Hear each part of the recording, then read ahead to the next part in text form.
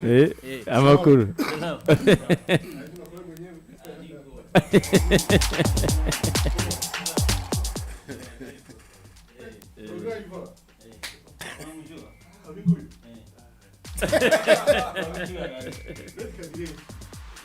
Eti kadi Mubutu asitwaye. Yazitwaye. Mwenye nazo. Ewa karibu bwana. Egera mikoro yacu. Suza abanyarwanda. Abanyarwanda? Muraba abantu bacu. Bisa Leonard. Amakuru yawe. Sawa kabisa. Washyize Kigali amahoro. Banagize mu Rwagasabo kabisa. Wageze mu Rwagasabo. Bitese. Ni sawa. Umwongereza se wacu. Ni sawa. Ibisi mbimenyereye. Ibi ntabwo bimenyereye. Ahangaha. We cyangamuka kuri freestyle. Hano ni freestyle. Na bintu byinshi. Na makarita dufite. Nyirayo yagiye. Nyirayo yagiye. Mwahuye mu butu? Mu butu twahuye. Iriya ni intebe yatwoherezaho ubundi iyo byakoze. Nayigumane. Karoshaye party. Souris. Turabyina. Mr. Roland. Baze rero wibwira abanyarwanda baduteze amatwi kugira ngo bamenye umuntu turi kumwe muri studio. Nitwa Leonard Mutangana. Yego. Ndi umunyarwanda utuye mu Rwanda rwo mu Bwongereza. Nkaba naje kureba agapira kagiye kubera ahangaha. Ntabwo kari kuncika. Ntabwo kari kugucika. Urunyarwanda utuye mu ntara ya gatandatu. Intara ya gatandatu. Atuye mu Rwanda rwo mu gihugu cy'Ubwongereza. Amakuru se? Ni sawa. Meze neza mu Bwongereza? Turaho. Ameze gute muvandimwe Majyariwa? Majyariwa twari kumwe Saturday turi kumwe. Yego. Yarambwiye ngo nawe araza uyu munsi. Ubona ahangayitse? Oya. Bombi barahangayitse. Oya. Ahubwo ikintu gitangaje abantu bahangayitse ni bashe. Ni bashe. Niba dufitiye ikibazo ariko Arsenal nta kibazo dufite. Nta kibazo dufite.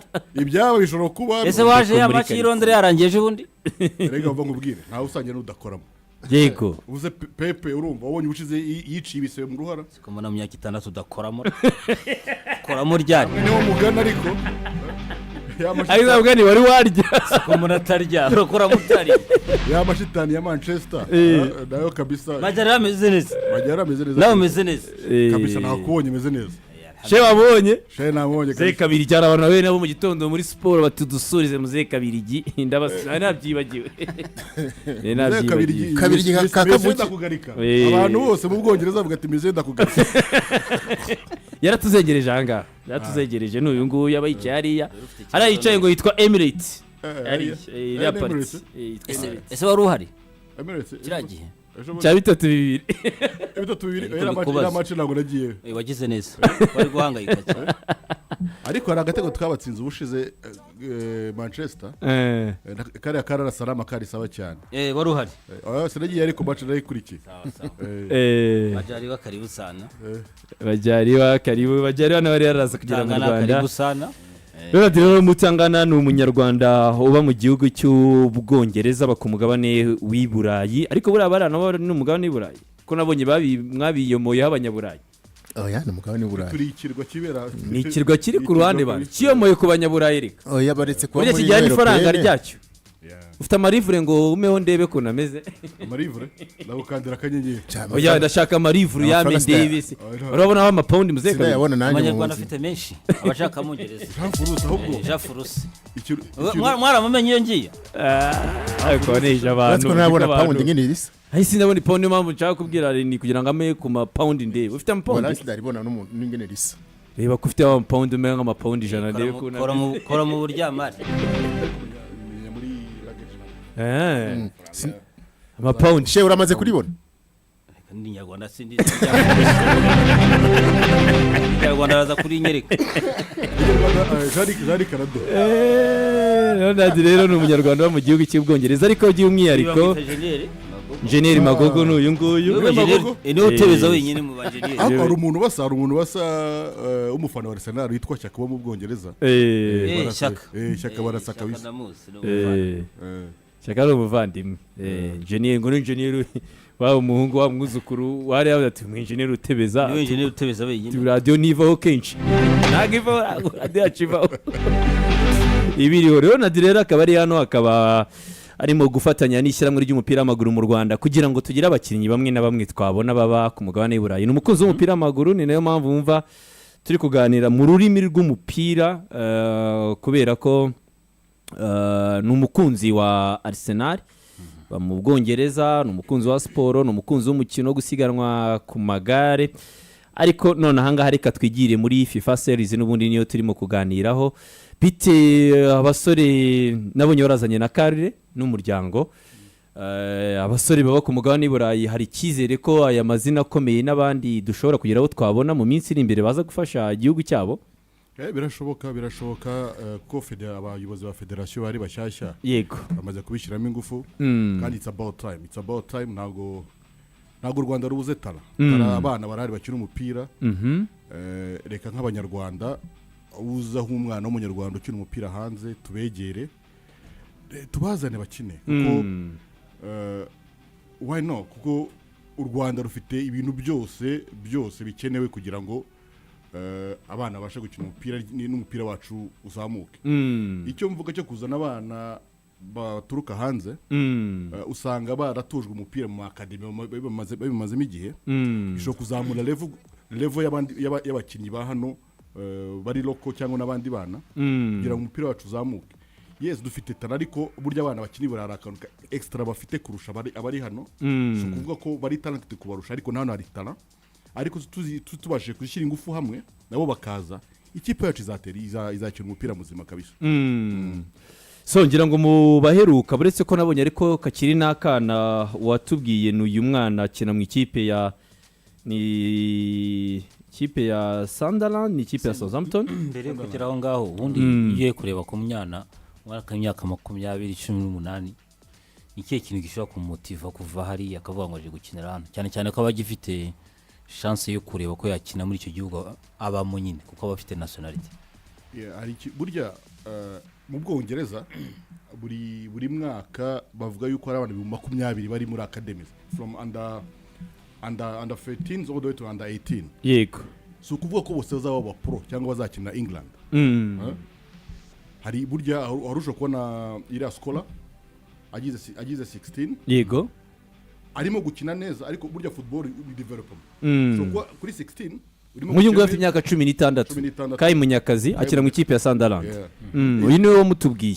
Uyu mwana ari talented kabisa, mu bana mbona mu myaka y'abanyarwanda bari hariya. Uratuza kugusaba wegera mikoro gutya badufanye gutya abana bangana no muri iriya myaka ye. Vraiment uyu mwana is one to watch. No guhanga ijisho. Tuyubutse ko 16 yo muri Miss urakina. Arakina yatangiye kuza mu ikipe za under 21. Unahere ku 16 mu Burayi. Barimo barakina byabaye precoce cyane. Domani imyaka 16 n'imisi 73 yaratsinze igitego cya mbere muri Premier League. Jari nimba byibuka hari kuri groupe tubona y'abafana ba Arsenal, tubona Max Dauman kurya match yakinye abantu bagatangara. Nabajije uno mwana namaza uyu mwana yakinye, yarambwiye ati uncle, that guy is the truth. Mu rurimi rw'abana bahari yakubwiye ati that guy is the truth. Akina muhe myanya, akina box to box, ashobora no gukina either muri central defense cyangwa right back. So ari polyvalent, ashobora gukina mu myanya myinshi, kuko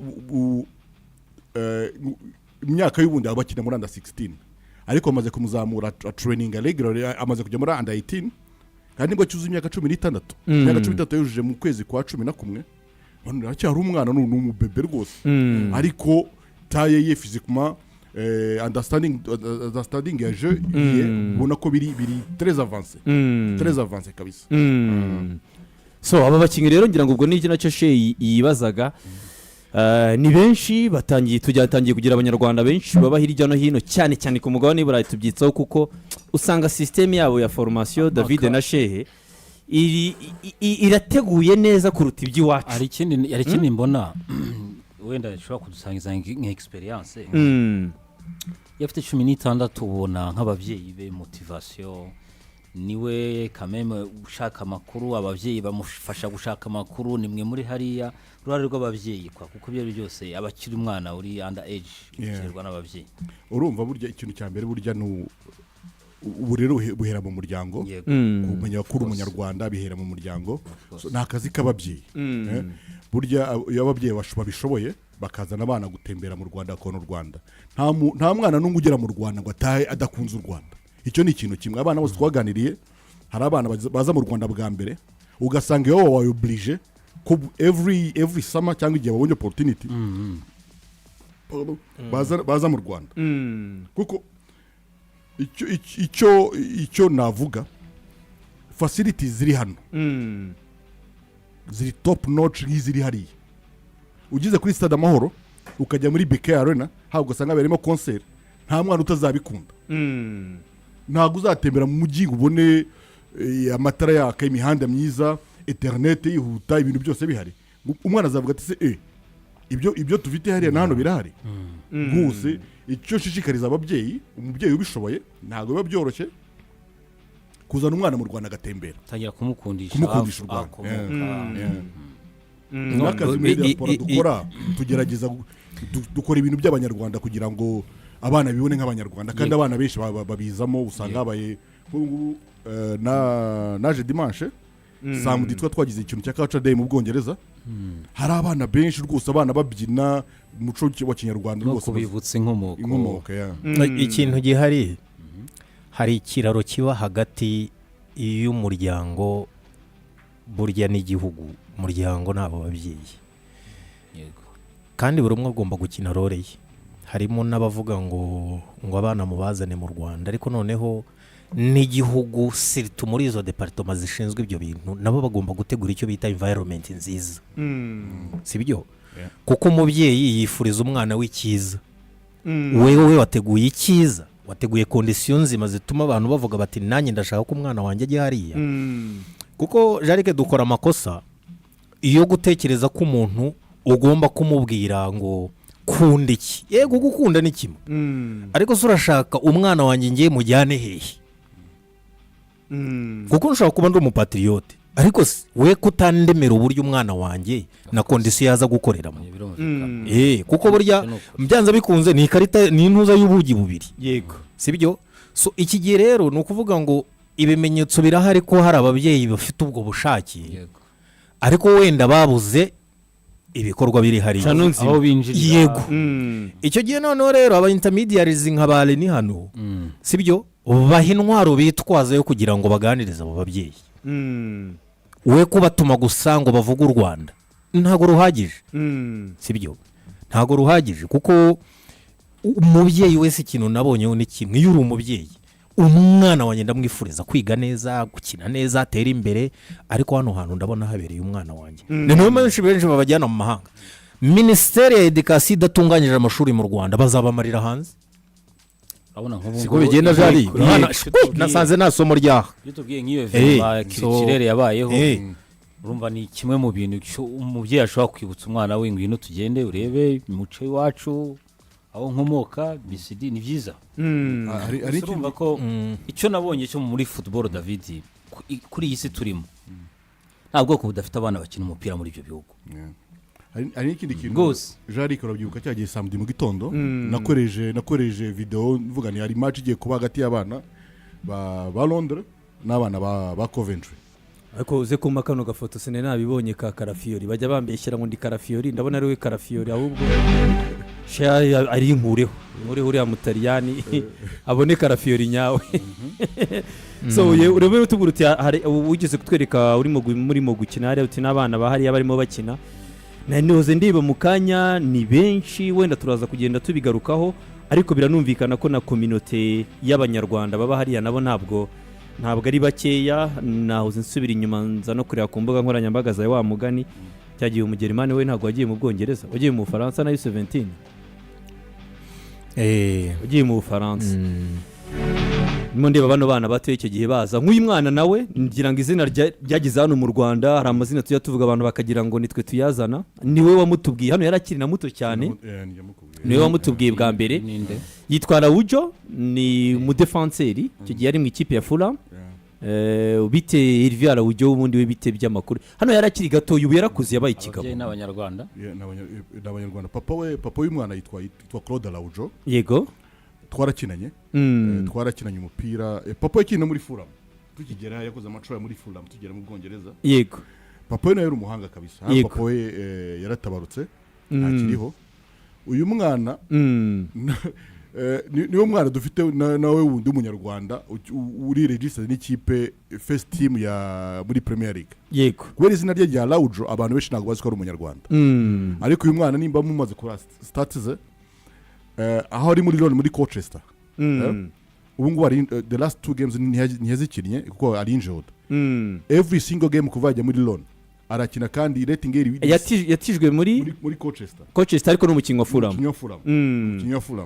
so akina ashobora gukina nka central defender cyangwa a left back nawe n'umukinnyi rwose nitugira imana bigakunda ndabona inose zamaze gukina imikino 28 warakinnye arakina n'umukinnyi ukina kabisa umwana w'imyaka 20 ukina muri Ligue D ni ligue ya wanaume kabisa niba abantu urumva n'amafaranga bahembwa si menshi compare kuri Premiership niba abantu usanga barimo baragiza kariyeri zabo cyangwa n'abantu bavuye muri National League bazamutse ugasanga ikipe zirimo hariya niba abantu they are rough barakomeye kabisa ubu uyu ni umuhungu ubundi wari ukwiye kuza muri projet mu kwa gatandatu ya under 23 nawe akaba nawe yaza nawe tukaba twareba wa mugaye n'abatoza na byiza ko n'umutoza rumwe 20 yego 20 kabisa cyafite kariyeri nini imbere ye n'imyugariro ni central defender projet da 20 ndabona warayirenza yego arayirenza ahubwo twatagiye kuva muri projet da 20 ni ba Elijah ubukina muri under 18 ya Burnley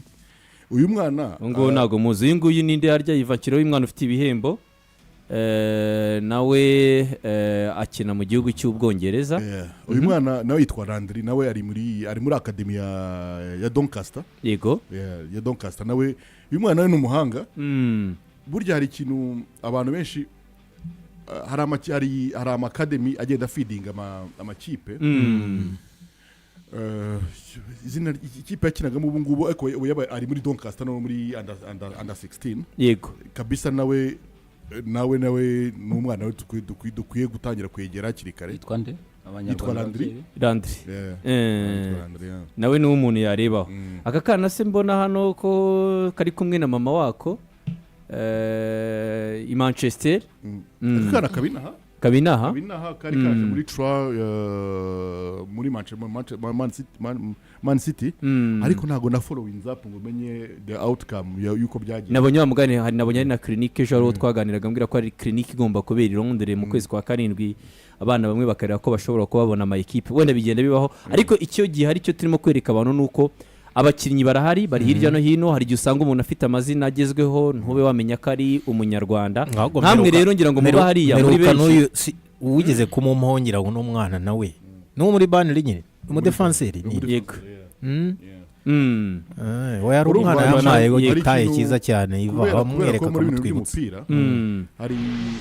hari opportunity tutangiye kubona nzaziganira n'abayobozi bahangaha hari amacoyo aba muri every summer usanga abana baturutse all over baza for a week abana ba scout bishura amakipe atandukanye no opportunity w'abana b'Abanyafrika ariko bisaba ko wishyura ari fee wishyura yego ikiwende kiba kigora usanga ari kubona amaviza yo kuza ariko abana benshi baba picked from izo trial abakaza bagakora icyumweru aba different coaches ugasanga abaskuti bagiye bakuramo abana benshi bo muri Senegal abana benshi bo muri Gambia abana benshi bo muri Ghana iza amahirwe ukagerayo ya birakunda ari n'abana usanga bari mu bindi bihugu by'Iburayi abandi bihugu by'Iburayi yego bava mu Bufaransa cyangwa mu Bubiligi bakaza bagakora izo trial mu Bwongereza ugasanga abonye amakipe yego icyo gihe ni ikintu kiri très important mu gihe hari cyane ishobora gutuma harimo n'abava mu Rwanda bajyayo birashoboka rwose hari umubyeyi ubishoboye akabonera umwana ubwo yego nabonye na clinique wa mugani iteguwe mu Bwongereza iri mu kwezi kwa 7 izabera Londres ku bufatanye n'ikipe ya Arsenal abana b'amugani bamwe bashobora kuba bajyamo wenda ubwo nibimara kunozwa tuzabibabwira uyu mwana mbonye ari n'abantu bamutubaza yitwa Kamari Doyle ni umunyarwanda we waba umuzi nawe ndabona bamubwongereza umunyarwanda Kamari Doyle kipe ya Reading ari mu Brighton uri muri London muri Reading ni umukinnyi wa Brighton ari muri Reading yavuye muri Southampton yego ngira ngo na transfer yaravuzwe cyane ajya muri Brighton then amaze kubona loan ebyiri kuva ajya muri Brighton ariko kuko aracyakina England muri zanda this time niba yabaye called up muri under 20 yego ariko ndabona amaze gukwiza imyaka 20 ariko let me tell you one thing, this guy is a champ. No mukiri. ni umubola nomero 10 ikomeye cyane akina numero 10 Is a bowler. Is a bowler. Yeah. ndabona amaze gutsinda ibitego 4 mu ikipe ya Reading, amaze kwikina 37 ino season. Urumva ko arakina mu buryo buhoraho. Arakina mu buryo buhoraho. Ni playmaker. Yeah, ni playmaker. We na Raujo barimo barakina ari ikintu cyaje mu Burayi. Uyu nguyu rero uyu niwe gufatirana Amavubi akareba ko nguyu yamuzana. Hari ikintu cyaje mu Burayi muri iyi minsi na biriya bihugu biratangurana. Yego. Bisigaye bizi ko ibihugu bya Afrika. Uyu mwana yakiniye ikipe y'igihugu y'Abongereza kuva 2022, akina under 17, under 18, akina under 19, ubu yari muri under 20. Igihugu cy'Ubwongereza. Ibihugu by'Uburayi basigaye batanga. Uyu nguyu yabaziranye n'abo bandi bo bana tubona babongereza batangiye kumenera muri Three Lions. Ubwo baba baziranye. Urebye na the same path na Raujo barakiranye kuva under 7 under 6 ko Raujo yakinye under 15, under 16 under 18. Ngira ngo araho bakrossing the path bakinana, so I think they're even friends. Yeah. Kamari Doyle uyu nawe ari contact wenda ukumura abanyarwanda muhura Kamari. So yeah, hari byabaye yego, ariko ubwo tuzabiganira wenda off mic, so ubwo ari kiri muri pipeline bitari byageraho byahiye ngo twarahuenda mu pepera, so ubwo urumva yuko nagiye kumureba kino umupira, so yego. Okay, so n'abakinnyi rero batandukanye b'abanyarwanda, iyo niyo projet rero ikenewe. Ahubwo se wa mugani ugiye kureba kugira ngo tutagira gutya bamwe bakazaducika cyangwa se bakazaza barakererewe, kuko u Rwanda turifuza natwe kujya muri rendez-vous zikomeye, zaba rendez-vous continental yaba n'ibindi wenda tumaze tuvuge tuti na AFCON turasimanse tugiye buri gihe. Biradusaba abakinnyi bafite ubushobozi, kuko nibi bihugu niho bikura. Ngira ngo nka Kenya mukaya twagarukagaho ivuye mu gihugu cyanye cy'Ubwongereza gushaka abakinnyi kweyo 5 mayo ma equipe matoya, ariko za Grimsby naho twavuga ngo ni no yashe Grimsby urayizi neza. Ngira ngo ntago mwamubonye ntuze umukinnyi Tanzania yakuye muri Salford aba Gary Neville na ba Beckham Salford, ikangubwire Salford training ground yayo ni old training ground ya Manchester United. Yes, naramubonye umukinnyi mwiza mnoga kama ni mnoga umukinnyi mwiza. Icyo uri kuvuga ku bushobozi, ikindi cy'umwana w'imyaka 20 nk'uyu nguyu, icyambere nuko entraînement makoze bari nyinshi, yitoza koze bari nyinshi paraporo y'uwacu. Competition yahuye nayo izi bari nyinshi, kuko abacu na rimwe na competition ntago bayibona. Ariko n'ikindi kintu yavuze apari iyo development, iyi mentalite professionnelle abari hejuru y'uwacu of course. Yego. So icyo gihe rero ugize amahirwe ukamubona hakiri kare, kubera ko umukinnyi ufite imyaka 20 kumubona hakiri kare ni ibintu bishoboka. Ariko yamaze kugira 24 tisha bigoye, ushoka mu Rwanda n'abandi babongereza nyine mu bindi bihugu. Yego. Ikindi kintu kigoye shehe nakubwira, buryo umwana umaze kugira umu agent kumuganiriza ntago ari ibintu byoroshye. Kucyagira umu agent nuko amaze kwegera imbere muri kariyeri, ntago ari ibintu byoroshye, kuko aba agent bahora kubibuga. Kuko hari mu Bwongereza abana bubona amakompetisiyo bagira bakina twice a week. Urumva competition yabo, urumva bafite ligue zabo, competition zabo ziri high kabisa. Kuko ushobora kubona umwana ufite 16 akaza hano muri Rwanda Premier League, gira ngo abafite competition nk'iye ni bake cyane. Turabona bayamara ukuntu batangiye 16 babakina, ukina imikino ibiri y'amarushanwa buri cyumweru ni nyinshi. Miskre mubiri abatangiye ku developer, nimwe tujya tugasanga kana ngo gatsinze ibitego 67 kuri sezo, ukajya wibaza kumbi amarushanwa amugani yabo ni menshi. Ubona rero ni nk'ikiye kintu nk'aba mu Bwongereza mazemo imyaka myinshi, imyaka 26 mu Bwongereza ntabwo ari mikeya.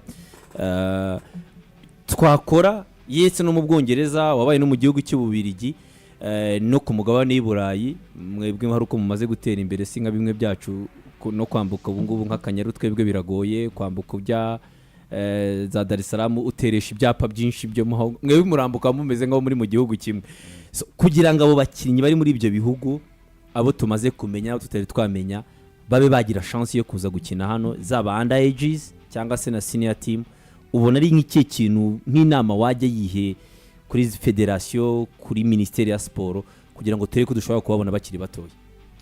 Icyo navuga ni kimwe n'ukubegera. Yego. Ifoko burya kuba mu bintu ukunda ni ikintu cya mbere yego unasobanukiwe birafasha nukwegera umenye umwana w'umunyarwanda kinamwegere wegere famiye ye bashyirwemo ingufu burya hari aho twebwe nk'abantu baba hariya cyangwa ushobora kwegera famiye hari aho uburyo bwawe bugarukira icyo ushobora gukora ni ukwegera famiye ukayiganiriza yego ariko then bakagaruka bavuga ati ariko se ubundi yes twaganiriye ubundi wowe ushinzwe iki yego ushinzwe iki yego ugira mikoro neza ushinzwe iki ugasanga ubaye sitaka ikindi kintu ntabwo uzajya kwicara n'umubyeyi muri McDonald nimba umukeneye ugomba kujya kwicara ahantu hazima izo ni mini zawe utanga ni mini zawe n'amafaranga yawe akenshi udashobora no gusubizwa iyo ni patriotism umuntu aba afite yego ikindi kintu ni ukugira ibiganiro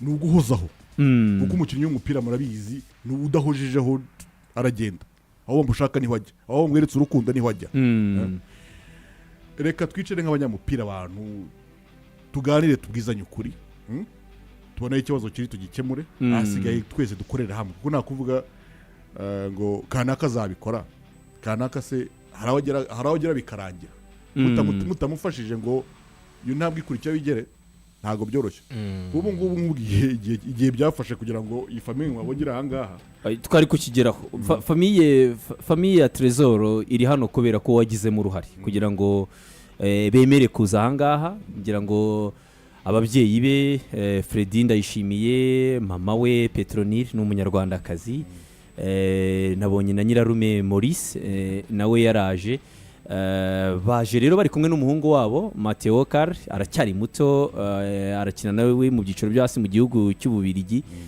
kugira ngo nk'aba bemere kuri iyi nshuro ubundi byagenze gute bemere kuza mu Rwanda k'abantu bagiye bavuga kenshi kuri aba bana ba Fredy kuri uyu muryango ariko ntitunabibone byuze banatera n'intambwe ngo baze hano i Kigali erega burya hari ibintu ubona usoma kuri social media kuva abantu bakibwira ko ari ukuri ariko ushobora kubona umuntu ariko utamuganirije ntiyazi kuko umuntu uramuganiriza ukabegera ubwa mbere ushobora kubikora ntibikunde yego ukongera ukagerageza ni ukugira ya mentalite never give up urumva so kandi ikindi kintu ubu biroroshye kuseringa u Rwanda u Rwanda ni brand ikomeye abantu burya abantu muranga mushobora kutabimenya ariko u Rwanda ni brand ikomeye tugira imana dufite umuyobozi nka his excellence hano banjye kabisa burya kubona u Rwanda ruri kuri jezi nk'ikipe ya Arsenal ni ingufu z'u Rwanda natwe rero kwa mugani nk'iki kintu ngira ngo hari amashusho amwe amafoto nk'ari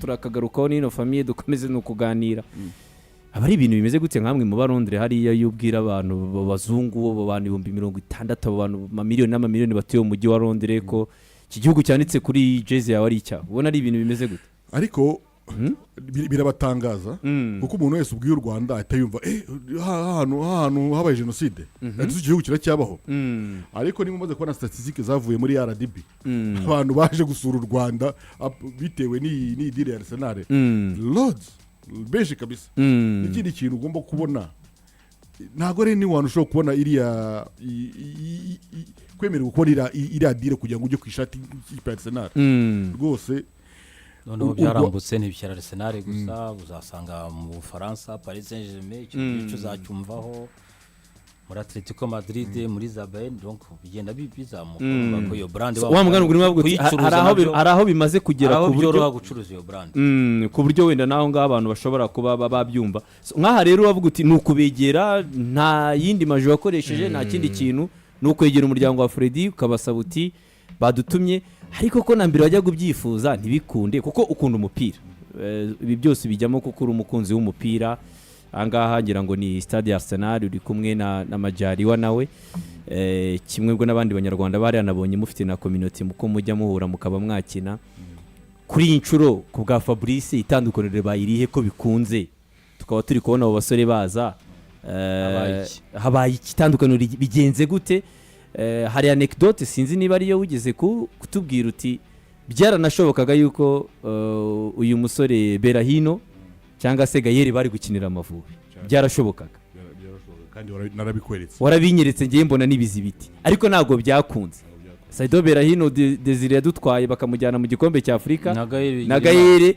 byarashobokaga agenda abonye n'ibimenyetso mbona ko byashobokaga ko bari gukinira Amavubi ariko icyo gihe ntibyakunze biza kurangira bakiniye Burundi byarashobokaga the point byapfuye hasigaye umunsi umwe hasigaye umunsi umwe that's twariye agapapu hasigaye umunsi umwe twariye agapapu kabisa ariko nta birenze hari abandi bana yego ariko noneho icyo dushaka kumenya rero ni iki hahindutse iki nonaha kuri iyi nshuro kiri gutuma noneho tubona ko biri kwihuta ubuyobozi bushyashya bwa federasiyo bufite ubushake bufite ubushake twaraganiriye burya hari ikintu kimwe iyo hatabaye kominikasiyo hari ibitamenyekana iyo abantu bemewe kugira kominikasiyo birakunze nzi neza yuko nk'abanyarwanda ikintu twashaka cyose twagishyizeho ubushake nta cyatunanira reka tujye muri uwo mujyo urumva iyo ubu byibuze uravuga uti ndareba nkabona hari ubushake bw'ubuyobozi hence why twabonye iyi famille aha hari n'abandi bazaza cyanunguye kumva ko mama wa Trezor shera amaze imyaka 26 nawe atagera hano ati Trezor ntabwo azi ahangaha Trezor ntabwo azi mu Rwanda ariko Trezor azi Burundi ko iyo umuntu ukomeza kumutuma asura icyo gihugu gikomokamo ababyeyi nayo n'indi motivation ariko itandukana n'ubuyobozi wese ubirebye wenda yego turimo turaganira nk'abavandimwe n'iki tugakoramo akantu ka politiki urabona ko ufite icyizere ko n'aya mazina n'aba bakinnyi benshi tubwira rero muri nabona gutubwira uti biranashoboka ko rwose uyu musore wo muri Juventus yaza nawe akaba yaza ahangaho umubyeyi we akaza kureba izi match kuko urabireba ukabona kuko harimo itandukanye kuko hari amahitwara amwe umuntu abona ukabona arababaje urebye nko gutakaza Gayeri tukabira Saido Berahino yego batwaye n'umuturanyi nawe baragenda baramufasha ajya muri AFCON ni byiza ariko twari kwishimiye 2019 bari Amavubi ariyo kandi wenda byarashobokaga urareba ukabona koko icyo cyizere Ronald kirahari ku buryo uvuga uti abakinnyi bakina Burayi baza gukinira Amavubi rega ibintu byose Jarike nakubwiye nti uko mbona abayobozi ba federasiyo bariho ubu ngubu ni abantu European muganira bakababwira ati twakora iki kandi bakakumva bakanagufasha kugira ngo ibyo bintu bikunde reka dukomeze nk'uyu mujyi reka buriya ikiba kigoye ni ukubona uwa mbere iyo uwa mbere abonetse n'abandi bose baraboneka icyo nzi cyo ni kimwe let's focus now for abari ahangaha abandi bo nabo God willing bizakunda rwose ndumva umujyo turimo yego nuko mbona ubushake buhari bizakunda rwose birashoboka okay ni byiza uyu muvandimwe rero ari hano ari kumwe n'umuryango wa Trezor ndetse na Karne Mateo bitabiriye ino mikino ya FIFA Series bigizwemo uruhare na federation yabatumiye irababwira iti ni muze munasura igihugu cyanyu murebe u Rwanda ariko nabo bana nabo turabakeneye kugira ngo nabo bakinire igihugu cy'ababyeyi babo cyangwa se cy'abasekuruza babo homwe David bimwe tujya tuninga tuti ntago tubona ubushake bufatika ubwo byibuze nk'iki ni ikizibiti cyuko hari kiri gukorwa abakinnyi 4-5 ntago ari ikizibiti iyo ni statement ibikomeye ni ukuvuga ngo byibuze kuko ntabwo ibi ari club football national team bivuze ko ntago ihamagarwa buri munsi ariko kuri ino nshuro paraporo y'ibyo twabwirwaga urabona ko ni ikimenyetso gikomeye so iyi move irakwereka ni ibiki bishobora kuba hagati y'andi mezi yagera kuri 2 cyangwa 2 n'igice ndavuga mu kwa gatandatu ejo bundi mu kwa gatandatu turabizi ko n'ubundi hari izindi internationals zihari so bivuze ko byanze bikunze zirahari imbere y'uko bamwe bajya mu gikombe cy'isi n'abandi bazasigara bakireba so urumva byanze bikunze bose bazongera bakine ni nka match za nyuma aho ngaho naho hari indi opportunity birumvikana ko harimo abakinnyi reni hano kana harimo abakinnyi ubu tansiyo abantu barakurikira barimo gukurikira babonye ibirimo kuba ubu bivuga bati yavuga ati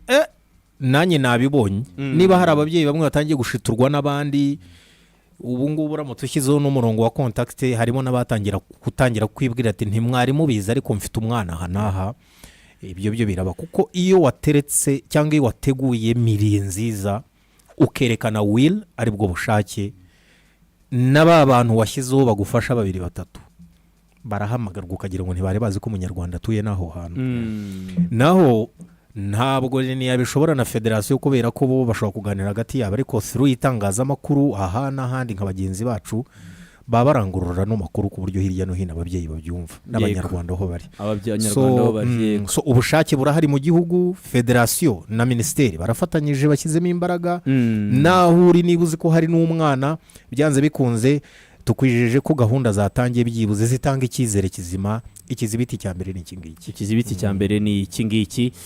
Ubwo bushake rero burahari, aba bakinnyi batandukanye. Uriya ni wa mwana wo muri Banire ako urabona ukuntu hari na muremure, reba na tayi uhita uyibona. Ubwo ni wo muri Banire uyu mwana. Banire iri muri Premier League cyane. Atuka bravo kuri Ishema Fabrice, bravo kuri Leta y'u Rwanda, Minisiteri ya Siporo. Nonaha ko tubona ko ari iryo tandukaniro ririmo. Harimo n'ikindi David ni gukunda kukigaruka abana n'ikipe y'igihugu yacu cyane, ati ndanabona impinduka mu mibereho yabo. Ubu abakinnyi bahamagarwa Sheikh, ari ikintu bazamuriwe gishobora kuba bakibona ku buryo reka umuntu asubira no muri club akabona mugenzi akabona ko avuye mu ikipe y'igihugu. Fubye navuga ikindi kihe ndakuze. Erega Jarike icyo nakongeraho ni kimwe. Aba bana tubona baciye makipe ibihugu bavukiyemo, yego setup ziba zihari. Ugeze nka St George Park, it's a world class center. Yego niba umwana yaraciye ari ahantu yaza abajije kugera aha ngaha akabona setup ziri nowhere near ibyo yaciyemo, umwana akubwira ati ibi ni ibicinjemo. Yego ko no bana ubuzima bazi ni ubuzima bw'Iburayi. Yego niba je gira setup za national team ziri kuri high standard. Uburyo umukinnyi nagusaba byinshi, umukinnyi mufate neza, ubundi akazi kari kuni mu kibuga. Umukinnyi yafashwe neza no mu kibuga urabibona. Harimo n'ikindi cya nyuma mu kanya yatubwiraga kiremporta cyane, si ku ruhande rw'ababyeyi. Ababyeyi baba no bana ntago ari ababyeyi bo ku muhanda hari utwara aho ubonye. Nta babyeyi usanga mu miryango. None z'umwana ushaka, niba umwana wari umuntu w'amamiliyari w'amamiliyoni, urashaka kumbwira ko umujyana kumwicaza umuganiriza iby'igihugu? Sinzi niba ubyumva. Umuntu aparitse imodoka ye hari yavuye muri shato yiberamo umwana we cyangwa famiye ibamo, uje kumuganiriza iby'umwana we uramujyana he kwanza? Aba bana n'abamiliyarderi bahembwa byinshi. Urukundo ngo patriotism waba ufite ijyana n'ubushobozi no kumwereka ko byibuze hari icyubahiro uhereyeho, kuko buriya introduction uko zirakonta. Urumva? Introduction ya mbere ko bisa. Naho ubundi hari umuntu wigeze gukora introduction aho yadusize na n'ubu baracyahishuza. Introduction ya mbere ni ko bahamagaye ku babyeyi imbere na. Wende n'ikindi cyiza mbona wenda rini nuko urabona ko si turavuga twebwe nk'igihugu cyacu, ariko hari imyumvire atangiye guhinduka ku babyeyi bari hariya n'abantu batuye hariya n'ibihugu bya Afurika. Ejo nabonye nk'umwana ahamagaye mu ikipe y'igihugu y'Ubufaransa yanda 2021 arabyanga ajya mu ikipe y'igihugu ya Senegal. Bitari bisanzwe, wasanga abana bategereje ngo azajya mu ikipe runaka. Yego reka ngumeshe nakantu kamwe burya kugira ngo mwumva perere y'ukuntu ababyeyi bavunika kugira ngo umwana mutubone umwana ari mu kibuga hariya. Ndaguha urugero, ushobora gusanga umwana uri muri academy, ushobora gusanga ari tuvuge atuye mu mujyi nka Birmingham, agomba kuza go training mu mujyi nka Coventry, akina muri Coventry Academy tuvuge gutyo. Harimo mayiro 30 na zingahe. Uko arangije ishuri umubyeyi agomba kumujyana kuri entraînement back and forth, kamutegereza iminsi 5.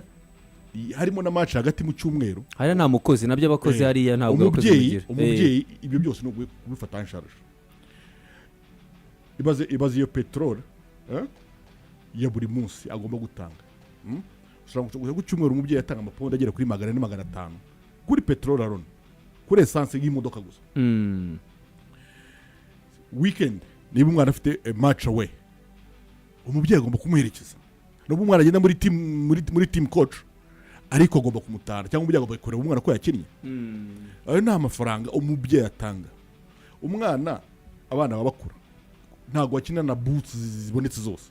oya ibyo byo birumvikana utigoye Reni umwana kugira ngo akure ababyeyi abaduteza amatwi n'abandi barabizi usanga iyo umwana amaze kubona ibyo ababyeyi bamukora ari reconnaissant akumva icyo ababyeyi bifuza bamugira inama akenshi na kenshi oya hani na discipline yabo n'ibindi si kimwe nahe iwacu ari usanga umuntu yarirwanyeho kandi abafite n'ababyeyi ugasanga bajya no kumuvugisha agiye wenyine aba bana bahariya nta kintu ushobora kuvugana nawe umubyeyi watagihaye umugisha yabangana ko ariko kose so ni byiza rero ikiza nuko harimo ubwo bushake ku ruhande rwa leta y'u Rwanda mbere na mbere ariko na federation imbaraga iri gushyiramo reka twizere ko ziraza gutanga umusaruro